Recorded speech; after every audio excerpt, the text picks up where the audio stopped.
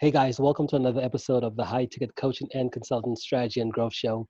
Now, if you're watching this interview anywhere else but within our private Facebook community called High Ticket Client Attraction Insider Circle, then definitely come check us out. We'd definitely love to have you. And right now, I think our community has grown to about 6,400 members so far. So if you're a coach, consultant, or service provider and you're not already in there, come check us out. We'd definitely love to have you. So today, I want to introduce you to one of the members of our community, Tamara Ellison. Welcome, Tamara. Hi, thank you for having me. Awesome, you're welcome. So Tamara, tell us, what is it that you do? I'm a career and business coach. I help my clients propel their careers. The name of my company is called iPropel You. And so I help them propel their careers on paper through their resumes, digitally through their LinkedIn profiles, as well as through coaching them for interviews and, how do they really tell me about yourself?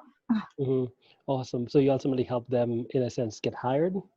Yeah, so I break it down into three different packages, kind of. I talk to them about getting noticed, which is just their brand, redeveloping their brand, getting hired, which is building the strategies and tactics they need to make sure they secure the offer, and then getting ahead, which really covers a lot more of the leadership development, really self-reflection. How do they improve as a manager, focus on their communication and poise, leadership presence, those things.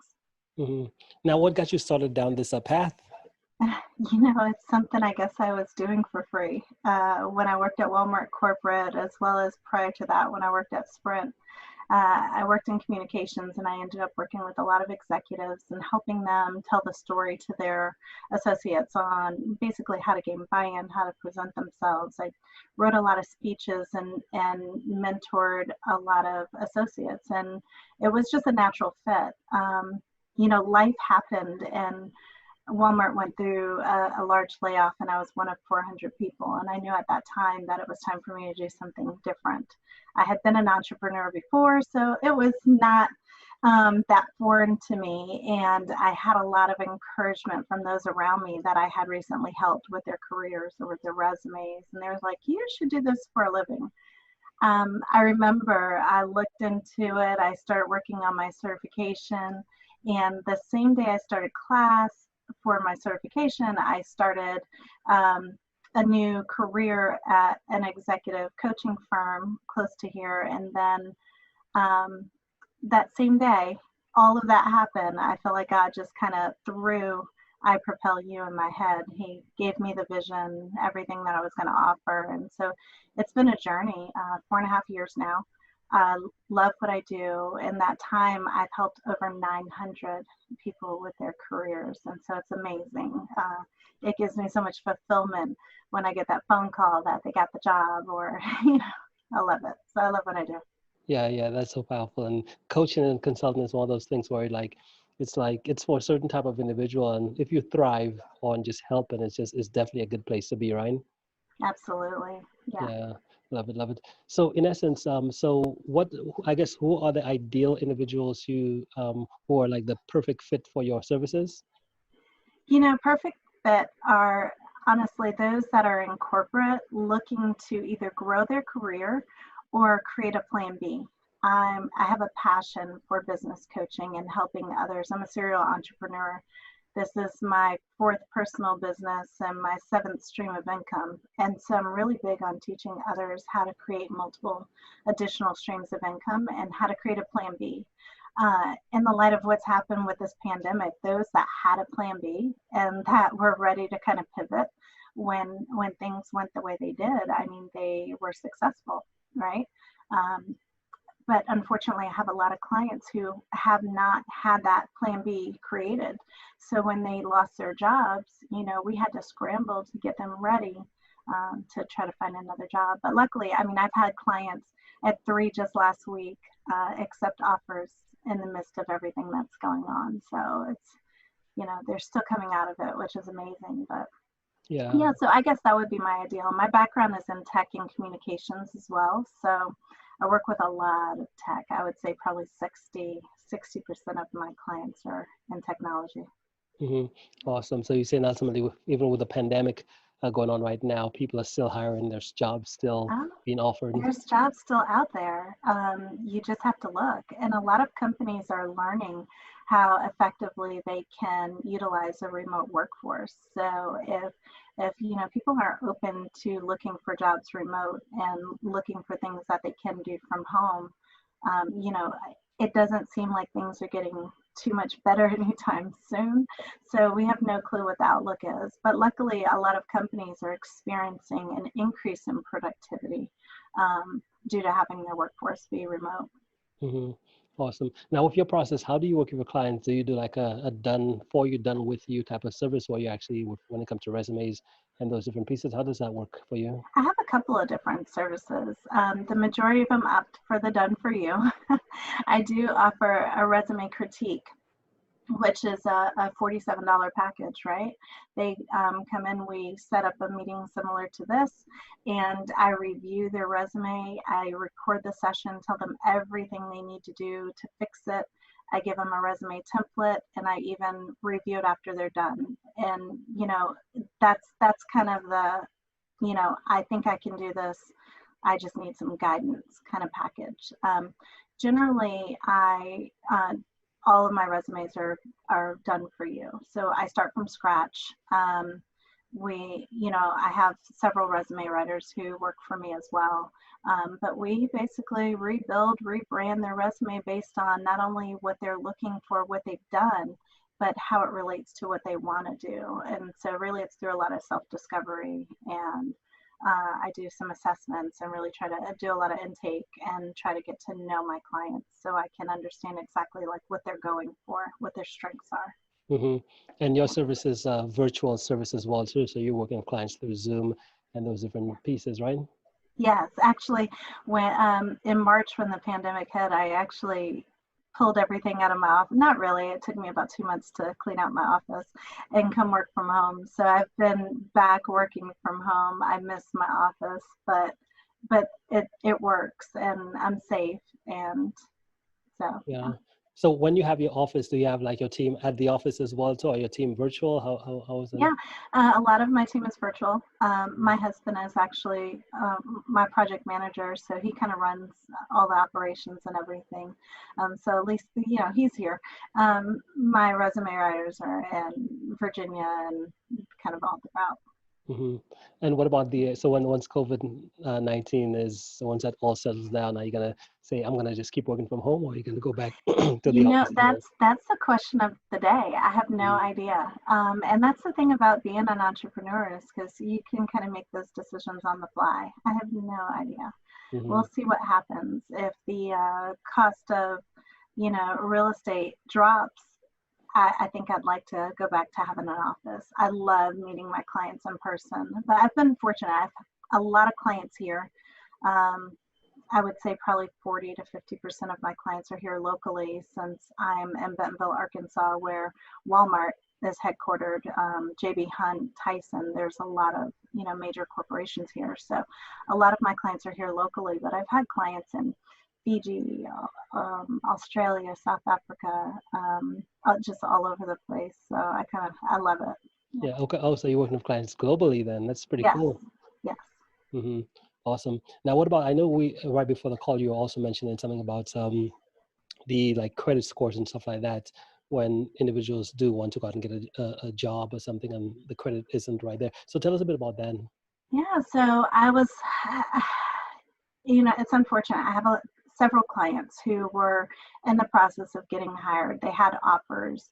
The Hmm. companies did their background checks and found out that their credit was not bad, and they ended up not extending the offer.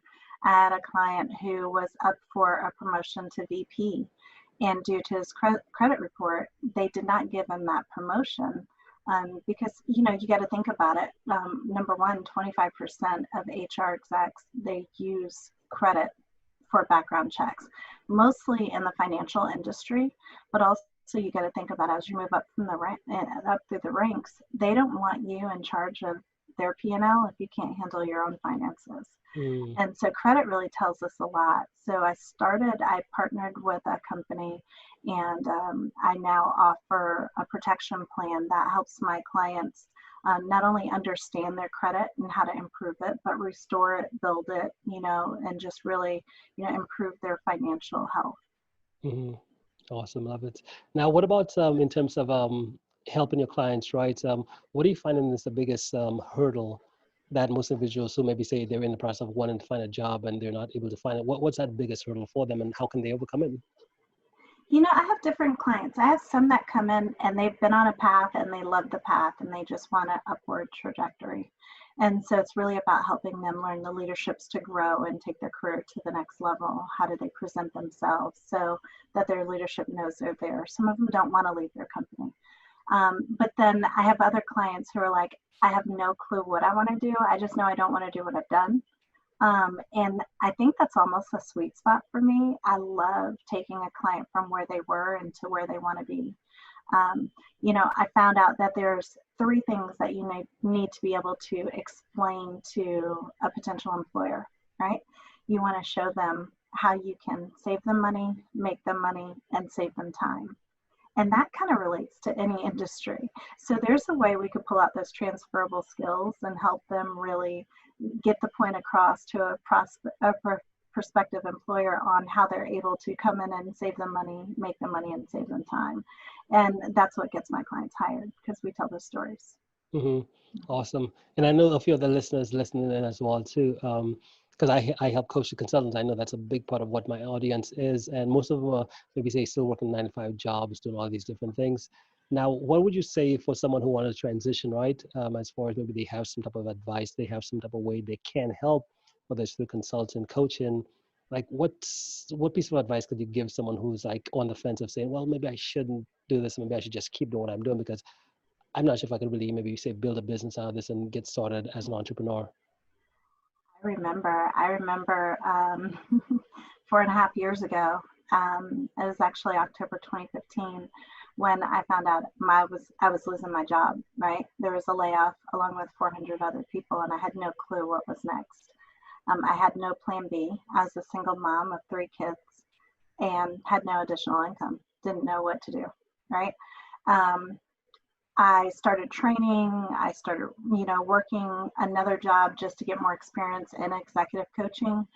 And the business just grew. I remember before I got my certification finalized, I had my first client. I ended up starting a franchise as well, but I really found my passion was in building my own business. I was able to leverage my tech experience to build the tools and the systems and the processes so that I spent less time working in my business, right? and more time really working with my clients, which is my passion. So I try to automate everything that I can so that I can spend more time working with my clients. But, it is the thing. If you want it hard enough, want it bad enough, it's about drive and determination. You can make anything work. You need the right resources around you. But more than anything is you need the belief in yourself and just stay disciplined, create a plan. Every coach should have a coach. I've had several. And that's what kept taking me to the next level each time, is by getting a coach or confiding in someone else who could push me and help me get to where I needed to be. Mm-hmm. Awesome. Love it. Love that advice. So you said you had tech experience. What type of tech experience did you have, or do you have? So I started my entrepreneurial career as a virtual assistant back in 2002. I don't think anybody knew what a virtual assistant was back then, but that was my first business. After that, it really morphed into more of what I love. The company was called Right at Your Service. And I did a combination of basically computer repair, networking. I was a total geek. I did websites. The websites, I did a lot of computer training as well. But the websites is what really transitioned my career. I found that, a lot of people back then knew they needed a website, but they had no idea what they wanted on it. So that became my niche and kind of took me into the communications realm. So when I worked for Sprint and I worked for Walmart, my roles was really helping the tech division communicate effectively to their associates. Yes, so my tech experience is really, bad. Yeah, I've learned process and funnels and CRM systems and how to automate things, and most of it's self-taught now, though. Hmm. Awesome. Sounds exciting. And what about your information? How do you consume information? Are you a reader, a podcaster? How do you get your fresh ideas? You said there's a lot of books behind me. I do love to read. I've recently started more digital books because I keep my iPad with me everywhere I go. Um, but I watch a lot of webinars, master classes, and really just learn by doing. I see an idea and I expand on that, try to figure out how to make it work for me. I'm actually in the process of migrating my systems over to a new system, and so yeah, I kind of learn by doing as well. Awesome. So what's a big idea? Have you got any big ideas as for being an entrepreneur? Because I know as we go through, we're always getting big insights, whether it's as we work with clients or just on our own journey. Have you had any type of big breakthroughs, big ideas over the past few, maybe days, weeks? You know, I do. Let me try to explain it really quickly. Basically, um, starting a coaching business is not easy, right? Especially understanding where you want to do and then how you have the systems in place to really take that to the next level. um, I have this goal and this vision of kind of compartmentalizing my services so that I can understand which coaches I could bring in to help me grow the business.